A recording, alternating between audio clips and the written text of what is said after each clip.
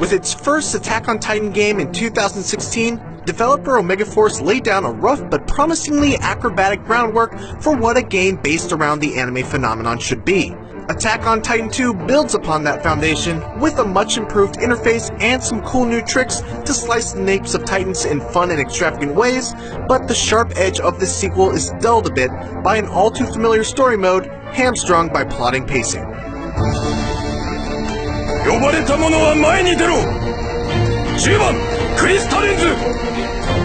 Instead of picking up where the last game left off, the story mode is about 80% a retelling of Season 1 of the anime and 20% of Season 2. That means if you played the 2016 game, prepare for about 10 hours of retreading very familiar defense and escort missions, boss fights, and some of the exact same cutscenes before you see the new parts, which are just more of the same. To be fair, those cutscenes still do a fantastic job of telling the anime's story. The big difference this time around is that the story is framed through the perspective of an inconsequential trainee who befriends the Attack on Titan cast. This could have been fine if your character had any sort of personality to speak of, but there's no consistency in the dialogue options. Worse, your character development is punished if you don't choose the obviously correct one. That's thanks to a shoehorned-in friendship level system that unlocks skills as you suck up to those characters. Fortunately, killing Titans is lots of fun, even if the frame rate occasionally takes some significant hits on a stock PS4 when things get a little hectic. Omega Force did an incredible job of adapting the battles from the manga and anime into video game form in the last game, and this time around it feels even better thanks to faster and more fluid movement. It's more than just hacking away at these hideous giants' ankles. After you've locked onto a Titan, you're able to select individual arms or legs to strike to disable the naked giant beast. Or you could go straight for the kill by targeting the neck.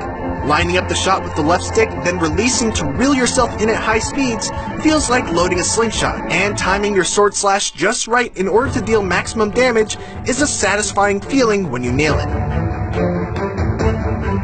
New to Attack on Titan 2 is the ability to use sneak attacks to instantly kill or at least severely damage a Titan from a great distance away, which adds a great risk-reward element to the combat. Mess it up and they become much harder to kill. There's also the less useful but equally satisfying hook drive, which rewards a well-timed aerial evade with an instant killing and flashy execution. Attack on Titan 2 also adds a layer of strategy to the skirmishes by letting you establish a variety of handy bases on the map, each with their own specific use. Smart management of bases comes in very handy during the later skirmishes where Titans attack in much greater numbers. And while you can't directly control any of the characters from the show in story mode, you can recruit them to your squad and use their special abilities in combat. These abilities do a great job of making me feel like I was working together with Eren, Mikasa, Armin, and the rest, rather than them just being in the background.